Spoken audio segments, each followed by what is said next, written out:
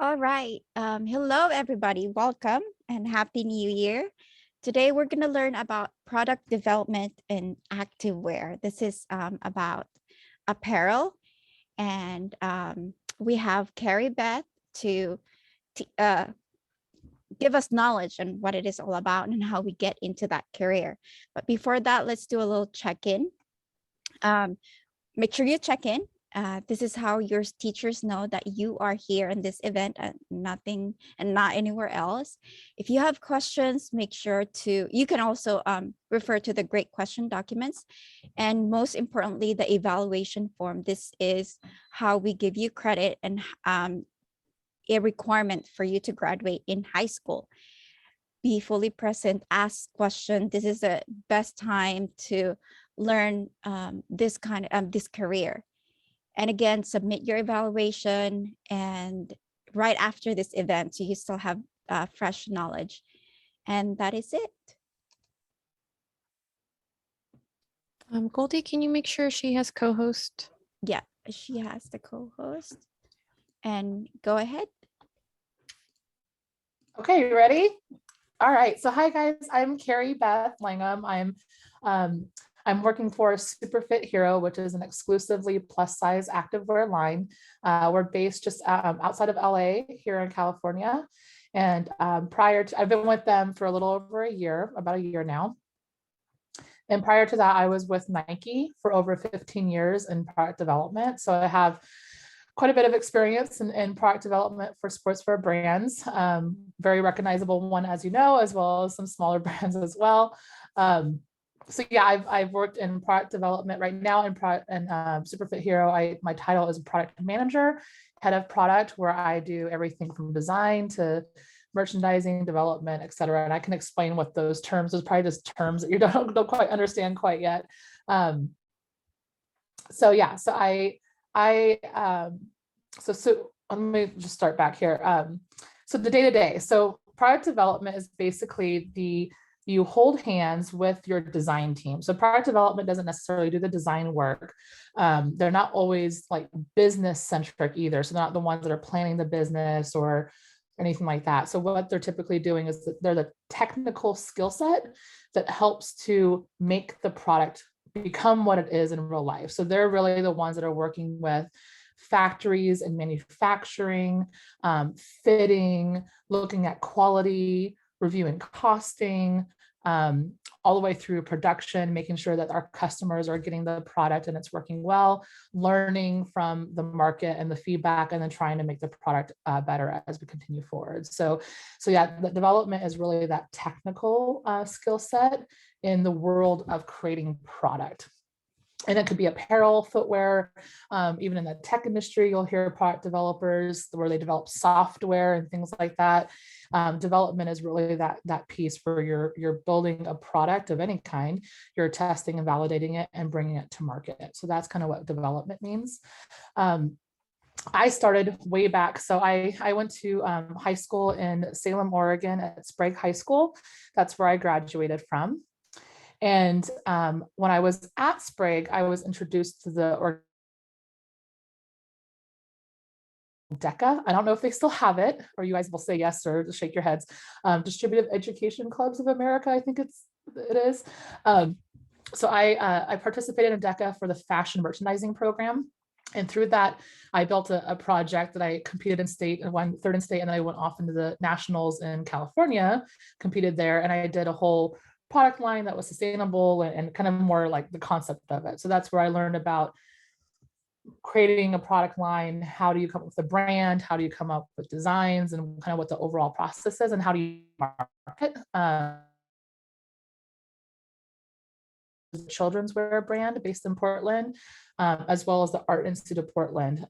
So this is my internet's unstable, so hopefully I'm not freezing on you.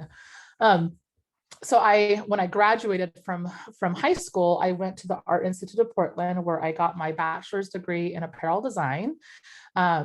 And from there, I also worked part-time at Hannah Anderson. So at Hannah Anderson that I got introduced to, and the Art Institute I got introduced to in high school, were my foot in the door, so to speak, into making my dreams of being a creative person in a skill trade a reality. So yeah, I started working at Hannah Anderson to get me through school. Graduated from the Art Institute, and within 3 months of graduating, I accepted the job at Nike. I wanted to be a designer. That's what I thought I was going to do. I think a lot of people, when they leave design school, think they're going to be just in design, and it happens for sure. But for me, I was really kind of someone that really kind of balanced the line between business and design and the creative piece of it.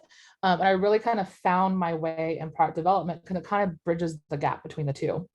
And so when I landed my foot at Nike, I landed it in product development, and I wouldn't change it at all. I think everything that has worked out in my career has worked out because of the right things that happened for me, and the way that they were supposed to unfold. So in product development, I started there as a development support. So I was basically just learning from other senior developers about what the process is and how do they work with different vendors, like material vendors that are making our fabrics and our trims, like transfers and things like that, all the way to working with our factories and how do we communicate, how do we want the product made, and how do we evaluate it for quality. How do they communicate to our design teams and our merchandising teams of like, here's what the product looks like, what do you think, and how do they navigate that? So I was just basically what they call being a sponge. So I was just learning a lot in the first year that I was at Nike about how to be a product developer before I even got to manage really my own product line, so to speak. So as I started, I got more stable in what I was doing, and I kind of understood the bigger picture as well of how some of the details come together. I then got to work on my own product line. So I was doing things like working on I was working in team sports. So we were doing uniforms for all different kinds of sports, from volleyball to basketball to football, et cetera. So I was able to help develop uniforms and sideline apparel, so like coaches, polos, and workout wear and warm-ups and things like that. And that's where I really got to start to learn about really taking all the things I was hearing and seeing, but actually putting it into action, doing the work myself, and learning like how mistakes are made and how do you change and adapt to and fix those mistakes, because anything that you'll do in a product hemisphere, again, whether it's apparel or any accessories or any kind of product engine that you work in, it's all done literally, no matter how many digital tools and things that you can have access to, there's humans behind it. There's a lot of variables that go into play. Things are changing, like you're kind of hearing about supply chain right now with everything going on with COVID. So there's delays, there's things that don't get made correctly. There's, you do a little typo in the system, and oops, now it's black and rather than green. And so you learn all of these mistakes and kind of how small and finite the details are going behind product. So I had a lot of learning room as I kind of went through my career. After a few years, I was in team sports for about 5 years, and then I made a shift over into t-shirts, which you would think t-shirts are super easy. They're just like a big box of cotton fabric that you just throw a graphic or a print on. But they're probably more complex just because they're so simple in nature. And then you have the relationship of a graphic that's being screen printed, like an ink substrate that's being added to a fabric. And then you have to figure out the chemistry behind that. So started getting kind of into the chemistry of how things come together. So my whole experience of working on like cut and sew, like uniforms and, really focusing on construction, then shifted into graphic application. So I had to kind of learn over again. And I did that for pretty much the last like 10 years, 11 years of my career at Nike. And then I became a manager there and kind of a leader within the development team. And then I was laid off. So things happen when you're working in the industry. People move jobs on their own, or there's layoffs and things happening. So I was laid off in October of last year, or 2020. I can't believe we're in a new year already. That 2021 is like gone now. So yeah, 2020, towards the end of October, I was laid off, and I had really evaluate where I really wanted to take my career. And when I was at Nike, I helped spearhead a lot around the plus size um, uh, kind of collection there, just kind of helping them understand what the opportunities were for plus size and extending our sizes to be more inclusive. And so I was on this like momentum of doing that work, and I really am passionate about it. And so I found this small brand called Super Fit Hero, and they luckily had a job open, and I applied to it, and it was just kind of magic, all that happened at once. So it was yeah, so that's where I kind of landed in Super Fit Hero. And coming from a big place like Nike, and depending, like whenever you go in the industry, there's going to be all these different sizes of that you work for. Nike is a massive company. There's about 75,000 employees that work for this company globally. I am now working for a company where I am employee number 3. So there's only 3 of us. So I've had to learn like a cultural shift in everything that I do and just how I interact, and not having big teams to collaborate with and things like that. So I'm having to learn how to do everything in product on my own. So that's what I was saying. I do design work, I do line planning work where I'm planning out the future vision of what our products are going to be in the coming year or two, and our financial goals around it, all the way to sourcing different factories. I went from Nike, where we did global factories all over the world, big factories, to now working with very small factories in Los Angeles, doing everything locally. And really learning how to like use every bit of our resources for a small company, because we just don't have the expendable budgets and things like that. We're just, we're very bootstrapped and scrappy in terms of everything that we have to do from a small business standpoint. So I'm still learning a lot. And what I'm doing, even though I've had all this experience in product, it's ever changing, ever evolving. The industry is constantly changing, like I said, with anything that's happening globally, in terms of, there was a cotton crisis that happened where there was a whole drought of cotton and everything. So everything that we had to do now switched to polyester, and then there's a polyester crisis. So everything that's happening in the industry socially as well. We see what's going on with COVID and kind of impacts the supply chain. So being in product means that in any kind of industry, like consumer products industry, is learning how to adapt to things that are constantly changing around you.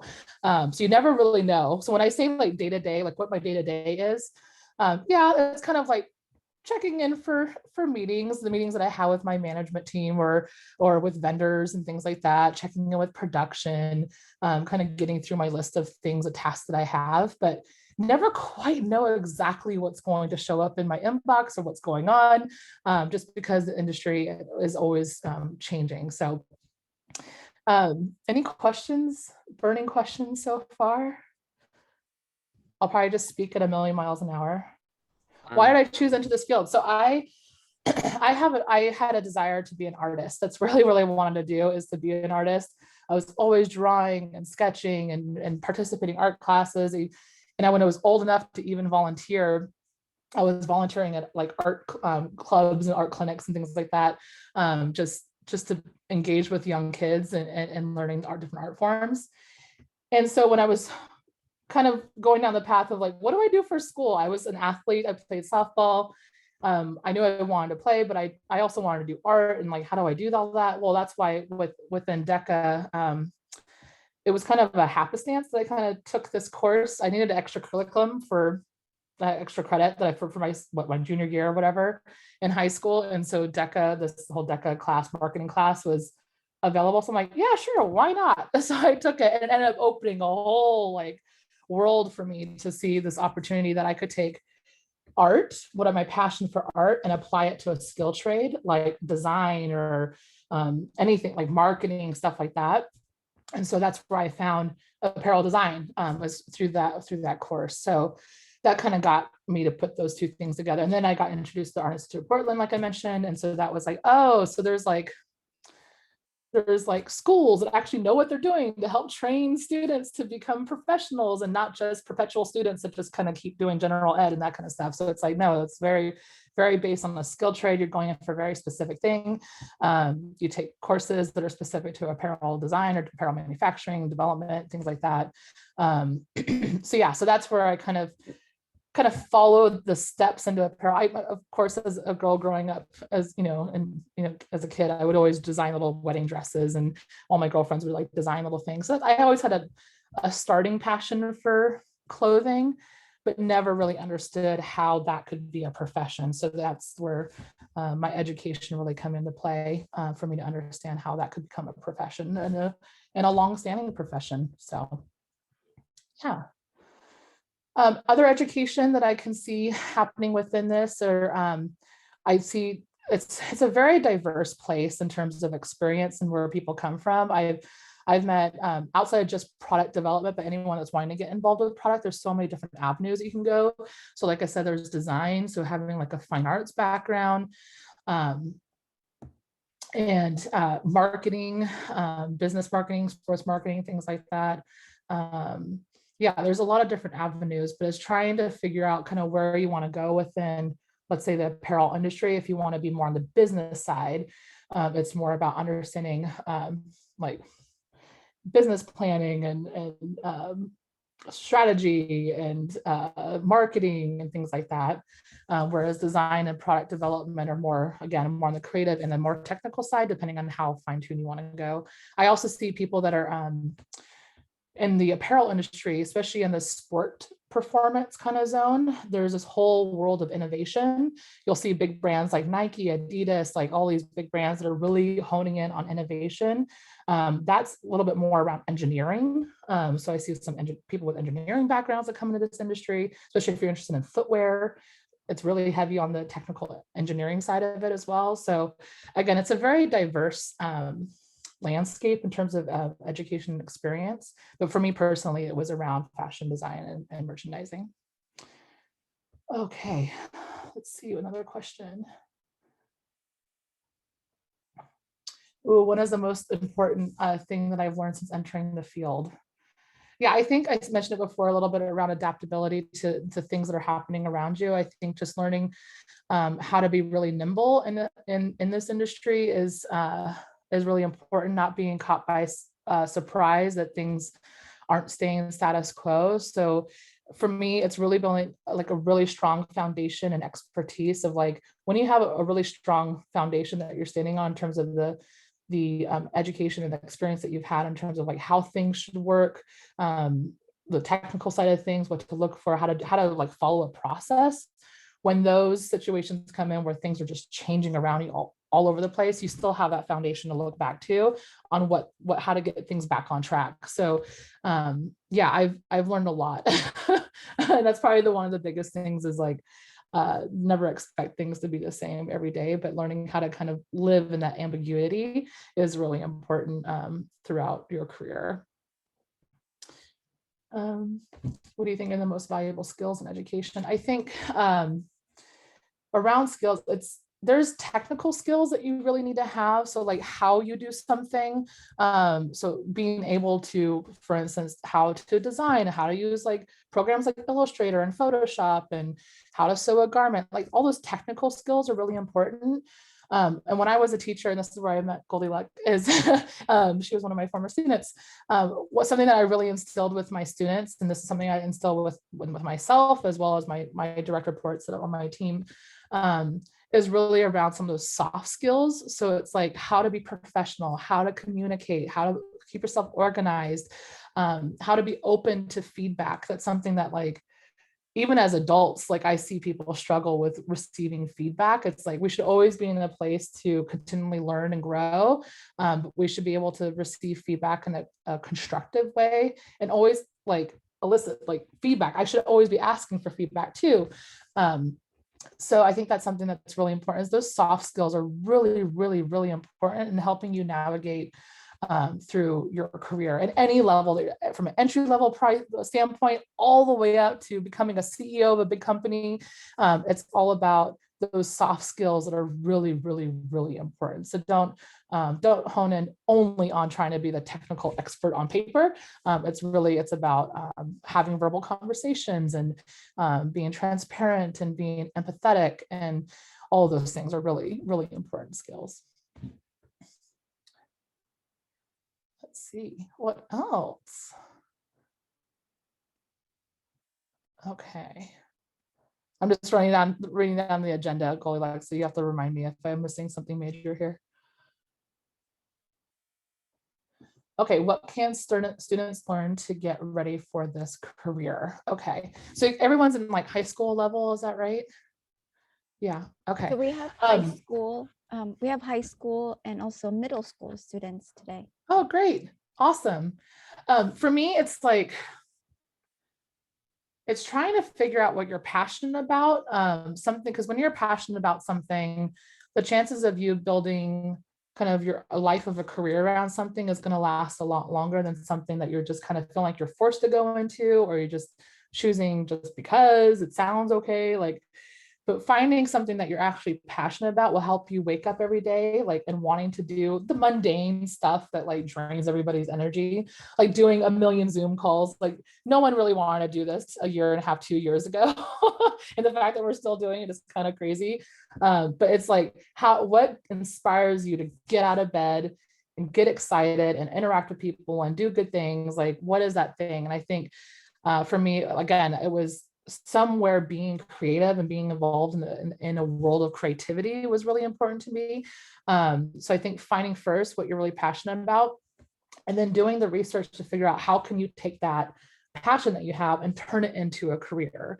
And like I said, I found it through a skill trade school. It could be a standard university. It could be just literally going through, experience of working directly in the industry that you're thinking of. So I would say figure out first what we really want to do, hone in on that, and then start looking for classes that really help support. So there's other things that you can do. I don't know if anyone's heard about Masterclass. It's another it's a program or subscription-based thing that you can get a part to.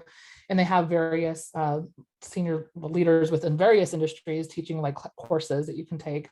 And those are also great because people within my industry are still looking for ways to learn. So we still add those extra classes. So we're constantly, again, learning. And if there's a part of our career that we want to go and like try out, we're looking to take additional classes or looking for certifications to help support us to make that transition. So I think being constantly in a place of curiosity and then also looking for ways to learn and kind of grow in a certain area is really important. Okay. If I'm not answering a question really greatly, just feel free to pop in a comment or somebody just yell at me.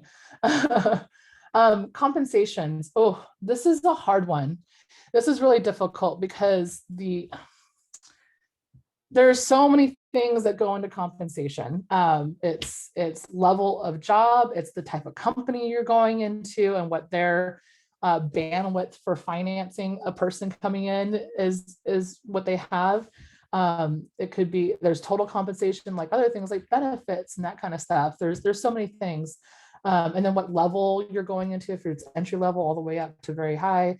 I would say when I started at Nike in the industry, that was in 2005. So my point of reference to like a starting salary for some people entering this industry is very outdated. So inflation has happened since then. But typically for someone that's coming in at like a relatively well-known company, it's got like over 100 employees at least, like probably 500 employees or so. Typically, like if you're entry level development, like a junior developer or development support, you're going to probably land somewhere between $60,000 a year, somewhere in there.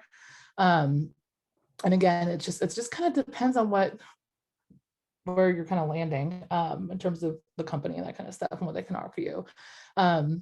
All the way up. So it just kind of depends. But yeah, compensation's a little bit of a tricky, straightforward answer, if I can say that. So if you have more specific questions around it, let me know. Okay, typical workday look like for me. So I have a lot of things I'm tracking simultaneously. That's another thing, like another skill set, is being able to multitask and be able to manage multiple priorities at the same time and knowing where you need to put more attention of your time and where you need to deprioritize. So that's something I'm constantly doing. So yeah, so for a typical day for me, it's really just kind of on Mondays is kind of my day to like kind of start out slow, a little bit like it's coming off of the weekend. I'm not quite sure how my full week is going to map out. So I just want to kind of take time. That's a kind of quiet time for me. I'll jump in a call with my team. We'll just kind of do a update day, kind of what we're going to get after for the week. And then I'm just working on just either catching up from emails that came in from over the weekend or on Friday the week before, or I'm just like kind of looking at my agenda for the week and just some big tasks that I need to do. And then as the week progresses, it's just kind of working through like connecting with my manufacturers and just seeing what the process, where they're at with either production or where our samples are at for development, et cetera. So it's kind of like again, every day is not exactly the same. It's not like I'm just doing data entry and it's the same data like over and over and over and over and over again. I'm not on a manufacturing line where I'm just putting a seam on a garment 100 million times throughout the week. It's like my job is constantly evolving. I'm constantly doing different things, but I have multiple projects that I'm kind of tracking. And that's kind of, I think a lot of people in the industry would say is that their day-to-day is like, yeah, there's some things are kind of stagnant. Like you kind of get in the process of like certain meetings that kind of happen or certain checkpoints that you need to have, but like the actual activities that you're doing throughout the week is kind of depends on what's happening in the calendar and kind of where things are at. Is there an opportunity for growth? Absolutely. Absolutely. So with any industry, you're kind of starting out at an entry level standpoint when you're coming out of school, or you're kind of early in your experience. So again, it's kind of like you're at that very junior level. You're just there to absorb as much as you possibly can, learn. That's for like internships. Like if you're able to get an internship or some kind of mentorship in the industry that you want to get into, that would be great. I would say it's absolutely wonderful if you could. I had students in high school. I even did some guest speaking engagements through various high schools in Oregon. And I would have students that would follow up with me, knowing the career path that I was on. And they would just kind of ask me for advice and stuff like that. And I would connect them like, hey, you should probably talk to a friend of mine that's also working for Nike or Adidas or whoever that does X job. I think what you're talking about kind of sounds interesting, kind of aligned to what they do. You should get some advice from them on kind of what path they should go on. So I think networking is like a really big deal. It's kind of, you'll hear this, like, it's not like, it's kind of like who you know kind of a thing when you're kind of mapping out your career. You'll hear that a lot. Not in like a nepotism kind of way, but just in the fact that like, that it's by networking, making yourself known, making other people know kind of what your path is and how you can get there, getting that advice. People out there do want to help you. They love being asked to help you. So if you want to ask, we're all kind of ego-based people. Every human is kind of like ego-based. So when you're asked for help or asked for insight or advice or anything like that, people just love to give it. So I think use that to your benefit. Go and ask for connections, and LinkedIn is a wonderful place to go. If you don't have a LinkedIn, I think getting in the habit of having one, and just kind of, especially if even if you're just doing like part-time work and you're doing I don't know, something in food or restaurants or anything like that, I would say start building a professional LinkedIn profile, because it's so beneficial. You can really start to grow a network base with connections there. I'm a big fan of LinkedIn because it's a great professional platform to use outside of other social media platforms. Let's see. But yes, in terms of growth, absolutely. Entry level all the way up. I mean, there are people that start off where I started at Nike have now become CEOs of companies and senior leaders and expert professionals in their career, or they've started their own company. I mean, it runs the gamut. So it really is kind of limitless in terms of where you can take your career. I think the part that I had to learn along the way is like when to make that jump when you're kind of like maxing out of a job that you have. It's like, yes, you've committed to it for a long time. It doesn't mean you have to stay there forever. Like start looking for other opportunities that kind of get you to the next place. And it's okay. You don't have to be 100% loyal to one thing all the time. You do a great job. You're doing your work. It's just business. You got to think about yourself in the process. And if you need to go on and move to a different job or a different company or whatever, to get to that next level in your career, you should do it. So, yeah, I'm a big fan of constant growth in your personal and career life. What's something people don't know about the career? I think for apparel specifically, when I probably Goldilocks could probably tell you this. So I think you took the intro to apparel, right? When we were at, yeah. I'm sure your perspective on what apparel is completely changed. Like what you think what goes into a garment to what actually goes into the garment are two different things. There is a significant amount of human hands that it takes to make a simple garment as like a t-shirt or something. It's the everything that goes behind the individual threads that are used to sew in a garment, the fabric to make it, all the little trims, the elastic, like anything that's on that garment, it took a series of hands to go through, let alone the people that are designing it and developing it and shipping it and delivering it, like all that. There's so many hands that have to touch a physical product. That I think if you ever went shopping again, you probably look at something like, oh, okay, that's why things cost what they do when it's all done ethically. That things cost a certain amount because it just takes a lot of human power to be able to make these things happen. So I think that's a lot of people when they start getting into this career, they just don't realize how complex and how massive this industry is. Okay. What aspect of your occupation you like best or least in your new position? Same question when you're at Nike. Ooh, this is like, I'm literally kind of going through this right now. I think when I was Nike, I think the best thing that I love is that the constant, it was always about doing the best and being the best, and that kind of competitive nature of a brand like that also kind of fed through like just working on the product. Like we're never sitting back on our laurels. We're constantly like looking for ways to improve and make things better, and kind of like telling the customers what they want through innovation, coming up with things that maybe the customer never even thought of they ever wanted, which is really cool. So that constant state of innovation, I absolutely loved at Nike. I think they're probably one of the best brands that does innovation in this space better than anybody else. So that's something that I absolutely loved. I think where I was challenged in an environment like that is because it's such a massive company.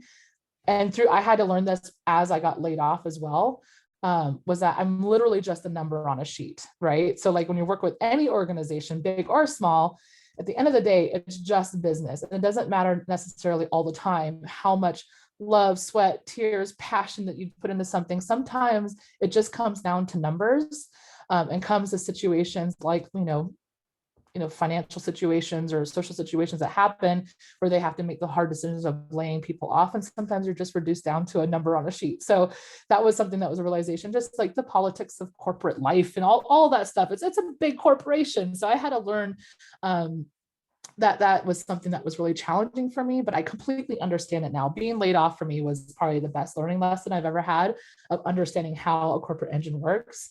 And I'm not steered away from it. Actually, I wouldn't mind going back to a corporate situation because I understand it now and I have a little bit more separation of my personal, like emotional feelings about like being a human in this space versus like the actual reality of working in a corporation. And then for Super Fit Hero, I'm kind of on the way. Like I love the fact that I get to wear so many different hats. Like nothing that I get to do is the same every day. I touch every aspect of the product. I don't just do one thing. At Nike, like a big company like that, you're kind of just doing just development or just design. In this place, I'm like doing everything. On the flip side of that, I'm doing everything. So it's exhausting. And it's a very small, I don't have all the resources and all the tools and all the people around me to do the job that I had at like a place like Nike. So it's like, I'm really relying on myself. So that's something that like, it's not necessarily a bad thing, but it's also something that I'm not used to and I'm still working to understand and deal with. I think the favorite part of my job, either place that I have worked at, is just creating something, and seeing a consumer, like, especially like whenever I was working at Nike and I would see like advertisements go out, or I would watch a football game and see the product that I got to work on the field, like just seeing like right now we're getting ready to launch a big deal with a wholesaler for Super Fit Hero. So getting to see like our product out there, like, and seeing consumers react with it and wear it, or even if I'm just out shopping and I see some random person wearing something I wear, I'm like, oh my God, like that's the white t-shirt that I did and it's using like a red ink and I know who made that. Like just knowing the inner workings of that product and seeing it, like people wearing it like it's a normal thing. It's like, I'm sure I've given some people looks where I'm like, oh my gosh, you're totally like, I'm fangirling over the fact that you're wearing something that they're probably looking at me like, you're crazy. I'm like, yeah, I am crazy. I'm just excited to see my product out there. That's the best thing. And it's when you start getting in this industry and you start creating and you see people buy it and use it, like that feeling will never go away. It doesn't matter how many times you've been doing it, how many years you've been doing it. Anytime you see a customer wearing a product that you've worked on, oh, it's the best feeling that you'll ever feel. Okay. Did you need to learn to sew to be able to enter this career? Yes and no. I mean, having a baseline understanding, especially if you want to work in product development or even product design, apparel design, things like that, I would say having a baseline understanding of how a garment is made is actually really, really, really helpful. I think it's most of an expectation now for most companies that you'll look at their requirements and their job descriptions, just depending on kind of what the job is and the level. But I would say if you can just learn the basics of sewing, even if you're interested in going into college for get apparel design or whatever, just having a baseline understanding of how it kind of works will just give you a little bit more of an edge and really help you as you move forward. And then let's see. Well, what advice I would give to my younger self? I would say, I think that advice that I kind of talked about earlier, just kind of understanding like, yes, like I'm a very passion, emotion driven kind of person. I'm very empathetic. I give a lot of myself to other people when it comes to coaching and helping them and everything. So I'm very much a human in that way. Like I said, I had to learn business and what business really means. And I think that's something I would give myself advice about is like, don't get hung up on something for too long. It's just business. Don't lose yourself in the process. Stay true to who you are. Things like that. I think that's important in any career that you're going into. What is the workspace like at Nike? Do you work from home, a factory, world headquarters? So when I was there, I was working at the headquarters up until COVID happened. Obviously, we were all working from home. Like any company right now, they're all going through a massive transition of figuring out what does this look like? Because we're not exactly sure how COVID is going and when this is going to quote unquote end or what our new normal is really going to be long term. So I think a lot of companies are trying to figure out like what that mix is of working from home versus coming into an office, et cetera. So right now it's a little up in the air. Like we're for Superfit Hero, we mostly just work from home and then we connect every once in a while in person. Because of what I do at Superfit Hero, I'm going to the factories more frequently because I'm working with local factories and they just need a little bit more hand holding in terms of quality and things like that. So I'll go to the factories to help with development or working on production. But when I was at a place like Nike, I would only go to factories if we had like a big factory trip that we would do like 2 times a year. And mostly just to do like innovative design and development work. It wasn't really about checking their production or anything like that. We had a whole production team and a quality assurance team. We had people to the people at a big organization like that. Whereas something like Superfit Hero, I'm the one that does it all. So I'm kind of the person that's in the room where everything happens. And then when creating a portfolio, what type of key work would be best to include? I would say if you're interested more on the design side, I would show technical design works that you can do, like technical illustrations, like black and white line art illustrations of all the technical construction details and everything, as well as the more conceptual stuff like illustrations to show like how you can communicate it. Understanding color theory is really important. And then having like prototypes and stuff like that that you've sewn before, things like that. I think that's really great for design. Development, there's not an expectation that you come into this industry with a portfolio. It is helpful in understanding like you get how product is made and you understand like, again, like, you know, all the ingredients that kind of go into a product. So having a portfolio in development is not necessarily the standard, but it is something that I've found, especially when I've been hiring people in this industry. It does help to see just kind of like what your baseline understanding of product is. So something like that, I would be actually more focused on the technical side as opposed to creative side. So if you're thinking of doing a development specific portfolio, I would focus in on those technical illustrations, we do like bill of materials is basically like a recipe list of everything that goes into a garment. So understanding how to do that, understanding costing. So if you ever learn how to do cost sheets in any of your education or extended education around this, that would be something. So those kind of elements would be more product development. And then next question is this career very competitive to get into? It is, I think, in any industry that you're going, any kind of career level that you're going into, it's always going to be competition. It's never going to be you. You're not going to be like the only person running for mayor and nobody ever competes against you. You're gonna have people that are also interested in the same job. So yes, it is competitive, especially depending on what companies that you're looking at going into. Obviously, very well known, very like popular companies that there's a lot of ooh la la behind working with something like that is obviously going to be a little more competitive to get into. So the stakes might be a little bit higher in terms of the type of experience or the things that they're asking you to show up with might be a little bit more than a smaller company. But yes, I would say in development specifically, there's a lot of room for it's less competitive than like let's going into design or something like that, right? So we're really looking for people with a technical eye and mindset, which is, I think a lot of industries are kind of dealing with this right now. Like it's harder to find engineers and it's hard to find people that can technically do a lot of things.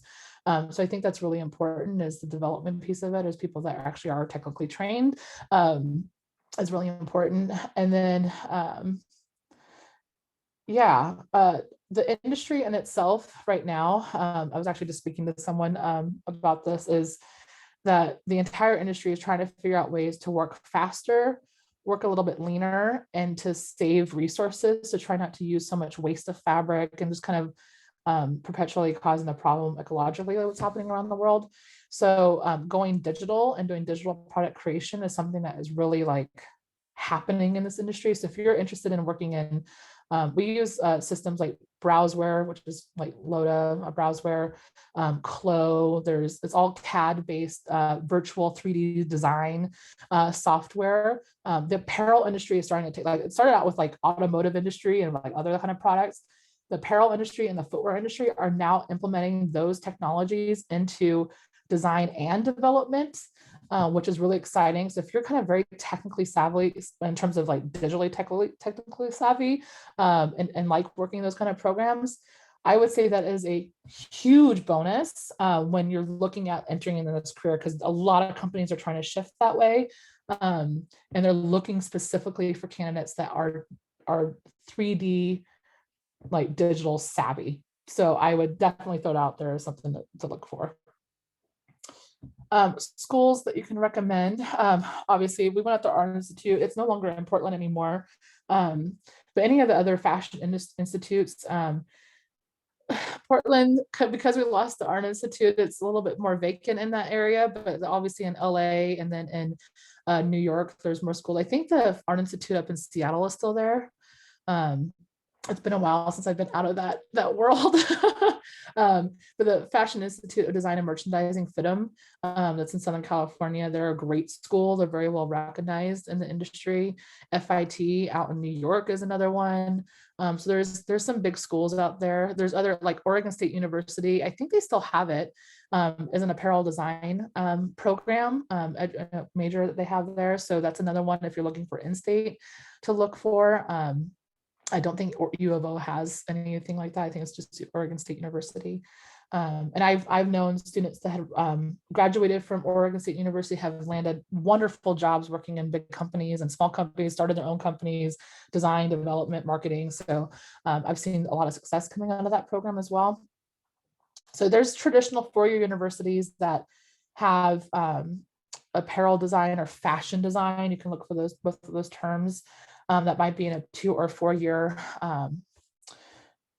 timeline within those schools, majors within those schools, or you can go more skill trade, and that's where like FIDM, FIT, the Art Institute, those are skill trade, because you're not really doing too much general education before you get to do your skill trade. You just go straight into skill trade. So it's usually like 2 to 3 years. Some of them go up to 4 years, but most of them are like 2 to 3 year degrees.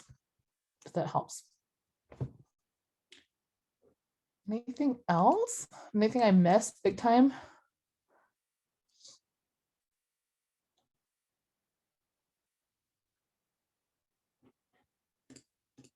Anything else, Goldilocks, do you see? I hope I didn't miss any major marks on the agenda here. No, I think we got the guidelines, but I can you explain what illustration means? Because I think students have a different concept of what illustrations Yeah, in the fashion area. absolutely. Yeah. So there's different kind of ways you can look at it. When I say technical illustration, that is a very rudimentary black and white, kind of like almost like you would lay a garment on a table, but make it in black and white. It's just line drawings, but it shows all the technical, where all the seam lines are, where all the stitch lines are, how the zipper is attached, like all that information. It's all very technical. And that's where it's really good and important for designers to know this, because they can communicate like how they want their garments sewn. But it really, for product developers, it is really important to, because that is what you're going to then give the factory. The factory really reads, especially when you're working with factories globally that don't always speak English, they're looking at the image to really understand how you want your product made. So if you don't put a seam line there or a stitch, or you don't add that zipper or that 6 button on there, your sample's not going to get it. So you got to want to make sure that that technical illustration is really reflective of what you're doing. And then there's other illustrations. So there's like more conceptual illustrations, where it's more art illustrations, which is, you'll see the fashion magazine poses of like those really tall, like slender illustrations of women or whatever. And it's just kind of art, very art styled. Those are more just kind of like to give you the essence and the emotion and the visual aesthetic of what they're trying to go for. That then a technical person would then take that illustration and then go into make the technical version of that to kind of translate it so that way it can actually be made. Because most of the time, you can't just send like just a sketch or like a illustration like that to a factory and then know exactly what you want to do. They need that technical piece of it first before they can execute the actual samples and that kind of stuff. And then within that kind of illustration, like that more kind of conceptual art-based illustration, there's so many different styles and types of it. There's digital illustration, which most people have kind of moved that way. The whole like hand drawn art form doesn't necessarily, like on paper, is something that's kind of a little bit more seen as older in the past, but it's still really relevant in terms of understanding like you can do the art form around it. But a lot of it has moved digitally in various platforms like Illustrator and Photoshop and some other CAD-based programs and things like that. Like I said, a lot of companies are shifting like into digital 3D, so virtual representations of things. So designers are actually able to design on a 3D body in a virtual space and actually apply the garment in there to kind of see how it's going to map out. And then that information then goes to a technical designer that does a technical piece of it. So there's different ways to communicate a design idea, and then different ways that you can then translate that into a technical detail for the factory. Does that help answer the question? Yeah, and I think also the measurement, like learning how conversion of the measurement was, for me, I was like, oh my gosh, I have to relearn that. Yeah, it's kind of funny. You'll learn that like in the United States, we do a few things kind of funky. We work in inches rather than the metric system. We also, with our dates, they're like we do month and then a day and a year, but the rest of the world goes day, month, year.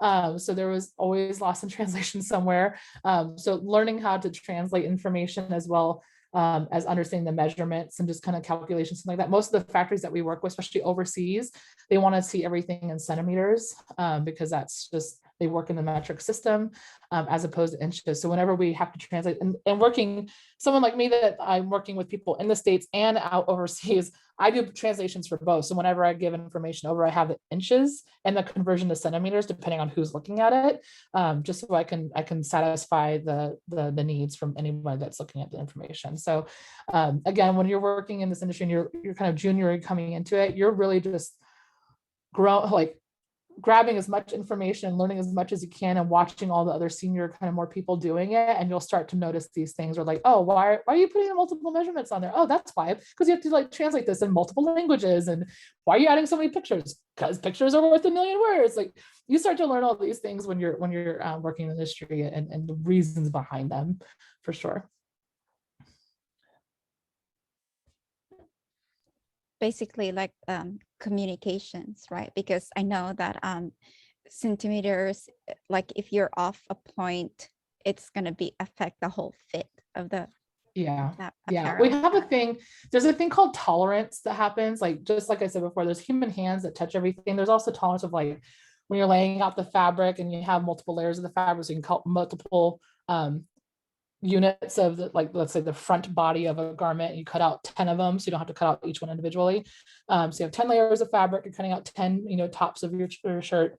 And then the blade kind of like starts to bend a little bit depending on how high and how thick that fabric is. So there's a little bit of a thing called tolerance, which is like room for error. It's either two under, a little bit under, or a little bit more than what the spot on measurement is.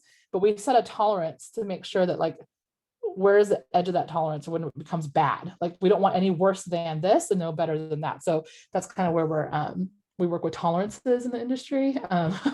There's a whole thing called standards and capabilities and tolerances and quality assurance. There's all this other stuff to help support making sure that the factories are actually producing to whatever your standards are. So whatever the company standards or your own personal standards are in terms of what quality is, you train your factories and you train quality assurance people to understand what to look for. So you know what is a good product and what is a bad product. And that's something that you will always run it. That's another piece of advice to myself. That was one of the questions, was like, things will always go bad. Always. It's like planning a wedding. You can plan it to a T, but something is going to go wrong. It's okay. It's normal. It's just sometimes how big is the mistake or how big is the impact, but something always is going to go wrong, no matter how perfectly you try to do everything. So yeah, that's always a learning that you'll learn on your own as you go through. What's your favorite product that you ever made? Oh my gosh. I remember when I first started at Nike, there was the University of Oregon Ducks uniform that was just like, I got to be involved with the fit session for it and helps make some decisions. And it was the first time that they did the gridiron. Like, this is probably so long ago. You guys are like, we're probably babies then. But there was like this gridiron like plate technique that was on the shoulder pads for the uniform. And I got to see it in the game, like on field, like a month or two later. And it was the coolest thing to go see that. And then a lot of the t-shirts that I got to work on in that org at Nike was like, I got to start the NBA for Nike. So I oversaw that whole business and launching the NBA and doing tees for the NBA. So we got to do tees for the actual athletes and then also for the fans. And so getting to see that, especially that first year of developing that entire business for Nike, was like a really big deal, seeing it come to life and such a massive scale, because like signing the NBA contract was massive. It was a big deal.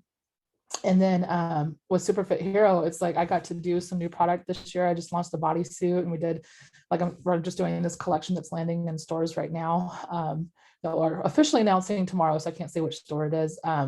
But getting to do that kind of work, it's just like, it's so much, it's a lot of hard work, a lot of tears, a lot of stress, but seeing it all come to life and go to market, it's just like, again, like you never will let shake that feeling of just excitement when you see things come to fruition and actually like land somewhere. It's a pretty cool thing. What is the timeline from the concept, from planning to having an actual product launch?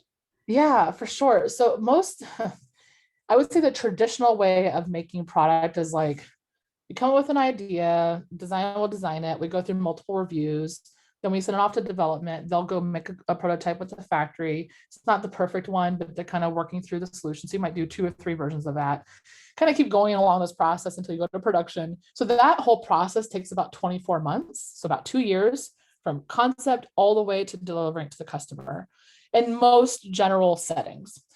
There's fast fashion that happens on a much smaller or like, time calendar because they're trying to respond to a trend and then doing it really like 3 months, 6 months out.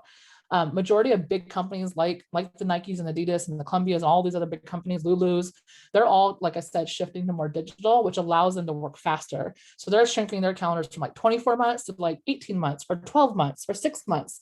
So the industry in general is learning how to streamline things by leveraging digital tools, which is why I'm saying if you're interested in this industry, if you can have a digital background, would be a huge bonus on your resume, because that's what the industry is looking for right now. So it kind of depends. It depends on the type of product, but generally with apparel, it's like now it's kind of leveraging that 12 to 18-month timeline with digital tools in place. Do you work in a season ahead like Nike? Like, there's like 5 years ahead. Now you're working on that. Yeah. So when I was at Nike, yeah, we would do like line planning for like up to 5 years. And then when we would actually brief it, it would be about a year and a half to 2 years ahead of when we want it. With Super Fit Hero, that's the other thing. And working with a very small brand that doesn't have all the resources and all that and all the budget, we're kind of more like I said, a little bit scrappy. So we're using whatever resources we can. So whatever plan that we have, we try to execute it. And it's usually a 1-year plan. But we're more in a reactive place right now. We're just kind of reacting to what resources we have and how fast we can make product.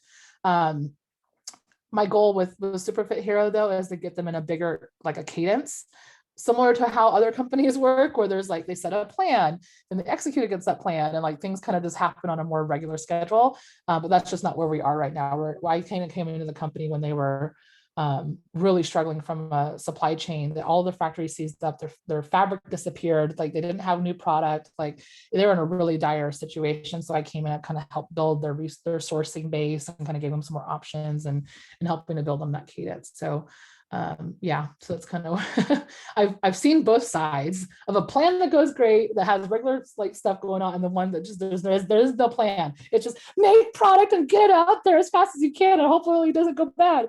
Like that's kind of where I'm in right now. Is it easier to work with like US based manufacturer than out of state, out of the country? Yeah, it's kind of interesting. In the United States, it obviously costs a lot more. Our labor here is obviously more expensive. Our everything resources wise is more expensive. We have to import a lot of things. There's an expense to it. When I say easier, I would say there's pros and cons to both. Working with overseas manufacturers, there's a long lead time. Your schedules don't always align. So trying to talk to someone who's on a completely different time zone on the opposite side of the clock is really challenging. And just the length of time it takes to ship something, it's just nothing is instant gratification.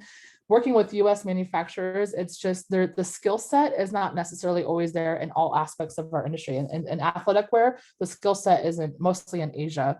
So when working with like polyester based and technical fabrics and things like that, a lot of that is all based in the various areas within Asia. So getting that technical expertise in the United States with manufacturers is actually really hard to find. You can find people that can do basic t-shirts and hoodies and some other stuff really easily in the United States, more so than you could in parts of Asia or even parts of Central and South America. So there's that, like screen printing, that kind of stuff you can find pretty good in the United States, but getting to a very or highly technical product, it's not, I wouldn't say easy, but for the lack of other terms, it's easier. The situation is a little bit better. I'm working with overseas manufacturing on terms of the technical skill set. But there's pros and cons to everything. So yeah. Anything else? All right. If you have any more questions, just put it in the chat.